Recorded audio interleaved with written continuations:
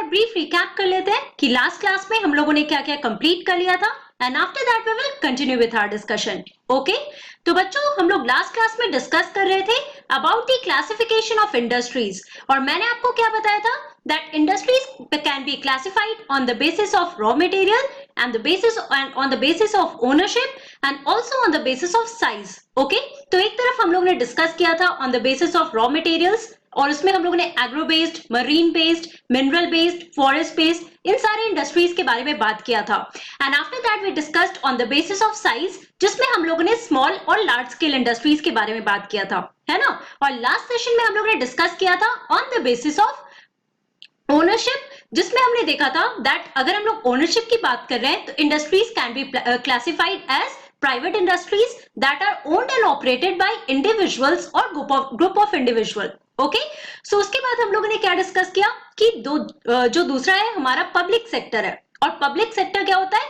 That is owned by the state and operated by the state. Okay, और मैंने आपको examples भी दिए थे, है ना। फिर हमने डिस्कस किया था जॉइंट सेक्टर के बारे में जिसमें हमने क्या देखा था दैट इट इज ओन्ड और operated by state and individual और ग्रुप ऑफ इंडिविजुअल्स। ओके, और लास्ट था हमारा cooperative sector, right, that is run by suppliers of the raw material or the producers of the raw materials and the workers or both. Okay, तो हम लोगों ने बहुत सारे एग्जांपल्स भी देखे थे on the basis of this classification of these industries, right? फिर हम लोगों ने डिस्कस किया था about the factors affecting the location of industry. तो जैसे आप लोगों ने एग्रीकल्चर में ही पढ़ा था what are the factors affecting the agricultural activities, तो यहाँ पे लाइकवाइज हम लोगों ने देखा था what are the factors that affect the location of industry कि कहाँ पे एक इंडस्ट्री बनाया जा सकता है। ओके, तो कौन कौन से फैक्टर्स थे बच्चों? ऑब्वियसली हमारा पहला पॉइंट था availability of raw materials, then land, labour, capital and also transport, communication. तो ये सारे इंपॉर्टेंट पॉइंट्स थे जो हम लोग ने देखा था और जहां पे ये सारे फैक्टर्स इजिली अवेलेबल होते हैं बच्चों वहां पे इंडस्ट्रीज बनाए जा सकते हैं। और उसके बाद हम लोग ने ये पॉइंट भी देखा था कि आज के डेट पे आप देखोगे कि गवर्नमेंट क्या करता है बच्चों, they are providing subsidise power and also low transportation cost कि बैकवर्ड एरिया में ये जितने भी इंडस्ट्रीज है वहां पे बनाए जा सकते हैं। ओके, ऑब्वियसली हम लोगों ने ये पॉइंट भी देखा था कि industrialisation it leads to the growth of cities and towns, right. तो ये सारे इंपॉर्टेंट पॉइंट्स थे जो हम लोगों ने लास्ट क्लास में कवर किया था। अब आज की क्लास में बच्चों हम लोग अपना नेक्स्ट सब टॉपिक डिस्कस करने वाले दैट इज इंडस्ट्रियल सिस्टम। तो याद करो जब आप लोग एग्रीकल्चर चैप्टर पढ़ रहे थे तो उसमें हम लोगों ने एग्रीकल्चर एक्टिविटी को भी देखा था एज अ होल सिस्टम और वो पूरे सिस्टम में कौन कौन से पार्ट्स थे बच्चों? तो पहला था हमारा इनपुट्स जिसमें रॉ मटेरियल्स थे, ऑल्सो फर्टिलाइजर्स, केमिकल्स या सीड्स जो भी यूज किया जाता है ना, दैट इज द इनपुट। उसके बाद हम लोगों ने प्रोसेसेस पढ़ा था। प्रोसेसेस में हमने क्या देखा था कि फार्मर्स जो भी एक्टिविटीज करते हैं, है ना, ह्यूमन लेबर जो लगता है वहां पे, for example ploughing, then sowing of seeds, apart from that irrigation activities जो भी होता है। ओके, तो ये सारे पार्ट्स आते हैं हमारे प्रोसेसेस में और आउटपुट में क्या होता है जो हमारा फिनिश प्रोडक्ट है that is the crop. Likewise यहाँ जब आप लोग इंडस्ट्रियल सिस्टम के बारे में पढ़ रहे हो तो इसमें भी यही सारे प्रोसेसेस हैं, लेकिन हम लोग सिर्फ इंडस्ट्रीज के बारे में बात कर रहे हैं, मैन्युफैक्चरिंग प्रोसेसेस के बारे में बात कर रहे हैं। तो इसमें जो इनपुट्स होंगे, जो प्रोसेसेस होगा या जो आउटपुट होगा वो ऑब्वियसली डिफरेंट होगा। ओके, सो यहाँ पर हम लोग डिस्कस करते हैं about industrial system. Now an industrial system consists of inputs, processes and outputs, जैसे कि आप लोगों ने एग्रीकल्चर में भी पढ़ा था। ओके, लेकिन यहाँ पे अब हम लोग इनपुट्स में देखते हैं कि यहाँ पे क्या क्या इनपुट्स होते हैं। The inputs are the raw materials, labour and cost of land, transport, power and other infrastructure. तो बेसिकली बच्चों अगर हम लोग इंडस्ट्रियल सिस्टम की बात कर रहे हैं तो किसी भी पर्टिकुलर इंडस्ट्री में, चाहे वो मिनरल बेस्ड इंडस्ट्रीज हो, चाहे वो स्मॉल स्केल इंडस्ट्री हो, लार्ज स्केल इंडस्ट्रीज हो, तो वहां पे आप देखो कि बेसिक इनपुट क्या होगा, रॉ मटेरियल जो यूज किया जा रहा है, कितना लेबर वहां पे लग रहा है and also the cost of land. Okay, apart from that transport में कितने कॉस्ट लग रहा है या ट्रांसपोर्ट में क्या लग रहा है, क्या क्या यूज हो रहा है, also the power that is used in the industry and apart from that जो भी इंफ्रास्ट्रक्चर है उस पूरे इंडस्ट्री में। तो ये सारे हमारे इंफ्रास्ट्रक्चर, ये है सारे हमारे इनपुट्स में आता है। Okay, now let us talk about the processes. So the processes include a wide range of activities that convert the raw material into finished products. So basically जो हमारा process है बच्चों वो क्या होता है, transformation of the raw material into finish product. Okay, तो इसमें जो भी वेरियस प्रोसेसेस होते हैं, अगर हम लोग आयरन स्टील इंडस्ट्री की बात करें तो वहां पे डिफरेंट प्रोसेस होगा, है ना, कि आयरन ओर को एक्सट्रैक्ट करके उसमें से आयरन कैसे निकाला जाता है, राइट। अगर हम कॉटन टेक्सटाइल की बात करें तो उसमें इंटायरली डिफरेंट प्रोसेसेस इंक्लूडेड होंगे, है ना। सो बेसिकली प्रोसेस का क्या कहने का मतलब होता है, सो wide range of activities that convert the raw material into finish good. मतलब कि जो भी रॉ मटेरियल यूज किया जा रहा है किसी भी इंडस्ट्री की अगर हम बात करते हैं, तो कोई भी रॉ मटेरियल यूज हो रहा है उसको फिनिश प्रोडक्ट में बनाने के लिए कौन कौन से एक्टिविटीज किए जा रहे हैं वो हमारे प्रोसेसेस में आते हैं, राइट। और आखिरी में आता है हमारा आउटपुट्स। अब हम आउटपुट्स के बारे में देखते हैं।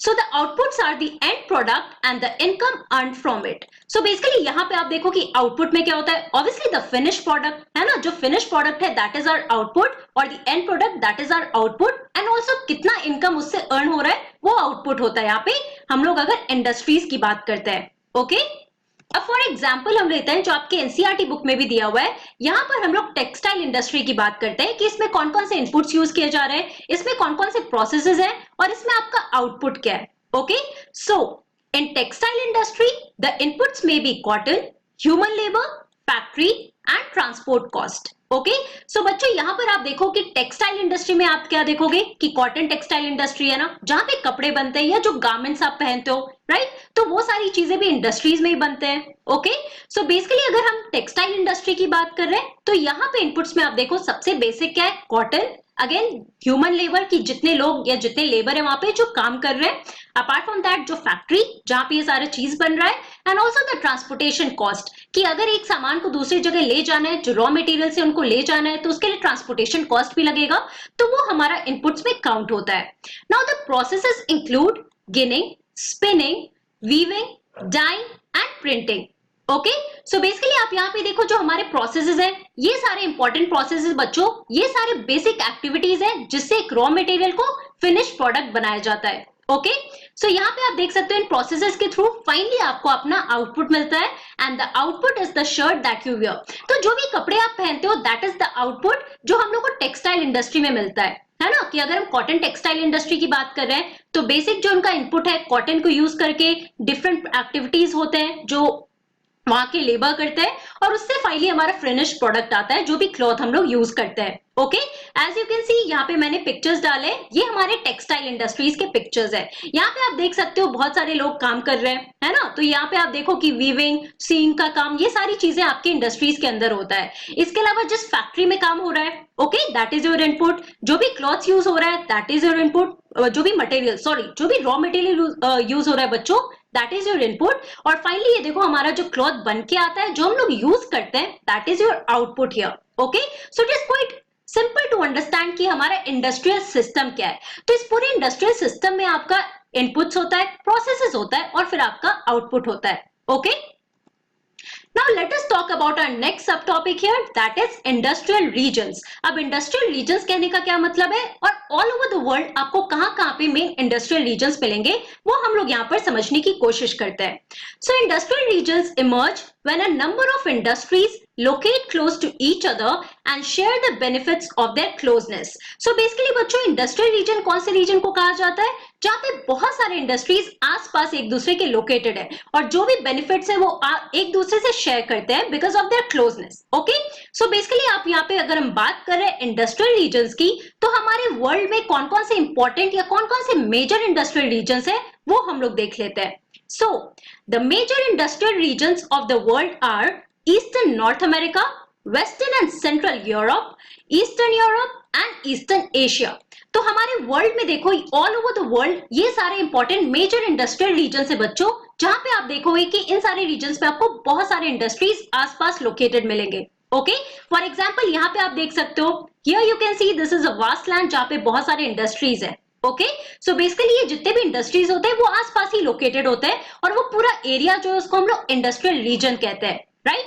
और यहाँ पे जैसे मैंने आपको ये सारे मेजर इंडस्ट्रियल रीजन्स के बारे में बताया, अब उनको हम लोग एक बार मैप में भी देख लेते हैं, है ना। तो अगर हम लोग अमेरिका की बात करें तो ये रीजन आप देख सकते हो, this is your major industrial region. जो भी आप ब्लैक कलर्ड एरिया देख रहे हो बच्चों, हर एक रीजन में ये हमारा इंडस्ट्रियल रीजन है। ओके, चाहे आप साउथ अमेरिका की बात करो, इधर अगर हम इंडिया की बात कर रहे हैं तो ये पूरा रीजन हमारा इंडस्ट्रियल रीजन है। ओके, तो ये आप देख सकते हो मैप में, इजिली आप ये पूरे पार्ट को लोकेट कर सकते हो। Okay, now major industrial regions tend to be located in temperate areas near seaports and especially near coal fields। और ये आप देखो, यहाँ पे गौर करने की बात है बच्चों कि जो भी हमारा मेजर इंडस्ट्रियल रीजन है वो कहाँ पे लोकेटेड है, या तो वो टेम्परेट रीजन में लोकेटेड है। फॉर एग्जाम्पल आप देखो नॉर्थ अमेरिका का ये पार्ट, ओके अगर हम लोग एशिया की बात कर रहे हैं तो ये ईस्टर्न एशिया, तो ये पूरा रीजन जो है बच्चों ये हमारा टेम्परेट रीजन है, राइट। और आप लोगों ने क्लास 6 में टेम्परेट रीजन के बारे में पढ़ा था। ओके, सो उसके अलावा आप देखो they are basically also located near the sea coast. तो क्या आप यहाँ पे देख रहे हो कि जितने भी रीजन आप ब्लैक कलर के देख रहे हो, क्या आपको यहाँ पे सी कोस्ट के पास दिख रहा है? ऑब्वियसली यस, है ना। ये यहाँ पे भी आप देखो हम लोग साउथ अमेरिका की भी बात कर रहे हैं, तो यहाँ पे आप जितने भी रीजन देख रहे हो वो सी कोस्ट के पास लोकेटेड होता है, नहीं तो कोल फील्ड के पास लोकेटेड होता है। ओके, अब ये क्यों होता है? क्योंकि हम लोगों ने लोकेशन में भी ये पॉइंट पढ़ा था कि जहां पे इजिली रॉ मटेरियल्स मिल जाए, वाटर, लैंड, ये सारी चीजें जहां पे इजिली मिल जाते हैं बच्चों, वो इंडस्ट्रीज वहीं पे लोकेट या बनते हैं। ओके, नाउ अगर हम अपने कंट्री इंडिया की बात करते हैं तो इंडिया में भी बहुत सारे इंडस्ट्रियल रीजन्स हैं। अब हम लोग एग्जांपल के थ्रू ये सारे रीजन्स को देखते हैं।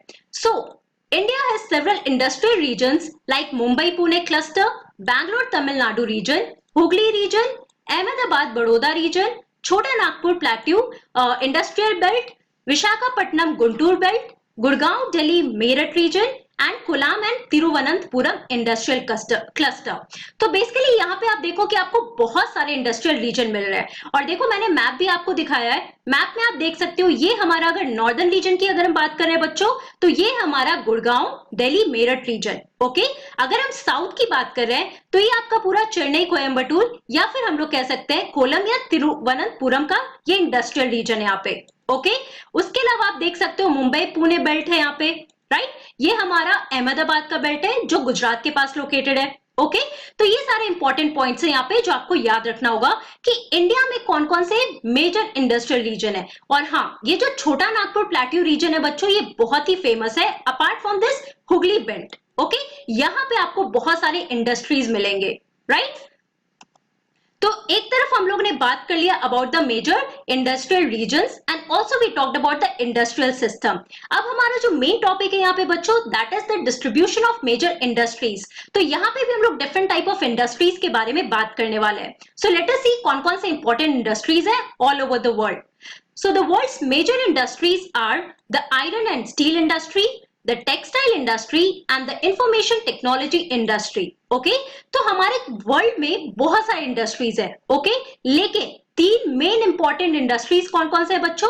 तो पहला है हमारा iron and steel industry, okay, दूसरा है हमारा टेक्सटाइल इंडस्ट्री, और तीसरा है information and technology industry. Okay, तो प्लीज ये पॉइंट आप याद रखना। Now the iron and steel and textile industry are the older industries while information technology is an emerging industry। Okay, so यहाँ पर आप देखो कि अगर हम लोग हिस्ट्री में जाते हैं आयरन स्टील इंडस्ट्रीज के या टेक्सटाइल इंडस्ट्रीज के, तो आप देखोगे कि इंडिया जब इंडिपेंडेंट नहीं था उसके पहले भी ये सारे इंडस्ट्रीज थे यहाँ पे। ओके, सो आयरन स्टील और टेक्सटाइल इंडस्ट्रीज उस टाइम पे भी इमर्ज हो रहे थे। लेकिन अगर हम इंफॉर्मेशन टेक्नोलॉजी इंडस्ट्री की बात करते हैं बच्चों, सो it is an emerging industry जो आज के डेट में बहुत ज्यादा फ्लरिश हो रहा है डिफरेंट रीजन्स में। Okay, so this is the picture of your iron steel industry जहां पे आयरन और स्टील बनता है। ओके, उसके अलावा आप देख सकते हो this is your cotton textile industry and this is a picture to show about information technology industry. और इसके बारे में एक एक करके हम लोग डिटेल में पढ़ने वाले हैं। ओके, अब ये जो इमर्जिंग इंडस्ट्रीज के बारे में मैंने आपको बताया, जिसमें हम लोग ने अपना बेस्ट एग्जांपल लिया था इंफॉर्मेशन टेक्नोलॉजी इंडस्ट्री का, उसको हम लोग क्या कहते हैं? तो ये जो हमारे इमर्जिंग इंडस्ट्रीज है बच्चों, these emerging industries are also known as sunrise industries। Okay, इनको सनराइज इंडस्ट्रीज भी कहा जाता है, तो ये टर्म आप याद रखना। Now these include information technology, wellness, hospitality and knowledge. तो आज के डेट पे हमारे कंट्री में या ऑल ओवर द वर्ल्ड आप देखोगे कि ये सारे इंडस्ट्रीज अब फ्लरिश हो रहे हैं। कि अगर हम पुरानी टाइम की बात करते हैं, लेट्स से 1900 की बात करते हैं, तो उस टाइम पे आप देखोगे ये सारे इंडस्ट्रीज बहुत ज्यादा फ्लरिश नहीं हो रहे थे। लेकिन अगर हम 20th सेंचुरी की बात कर रहे हैं तो उस टाइम पे आप देखो कि ये सारे इंडस्ट्रीज धीरे धीरे आने लगे थे। इसलिए इन सारे इंडस्ट्रीज को हम लोग इमर्जिंग इंडस्ट्रीज कहते हैं, जिसका दूसरा टर्म है सनराइज इंडस्ट्रीज। और बेस्ट एग्जांपल्स है आपके information technology, wellness, then hospitality and knowledge. Okay, so these are some of the pictures to show you all these emerging industries here, right? तो बच्चों आज की क्लास में हम लोगों ने क्या पढ़ा? In today's class we discussed about industrial system जिसमें हम लोगों ने input, processes और output के बारे में डिस्कस किया. Then we talked about the industrial regions कि all over the world कौन-कौन से major industrial regions है और उसके बाद हम लोग के country में भी कौन-कौन से important industrial region है इसके बारे में भी हम लोगों ने डिस्कस किया. And at last we discussed about the distribution of major industries जिसमें हम लोगों ने डिस्कस किया about iron and steel industry, then cotton textile industry and information technology industry that is known as emerging industry or sunrise industry. Okay, तो बच्चों अब हम next class में we are going to continue this discussion of distribution of major industries. So that's all for today. Thank you very much. Have a nice day.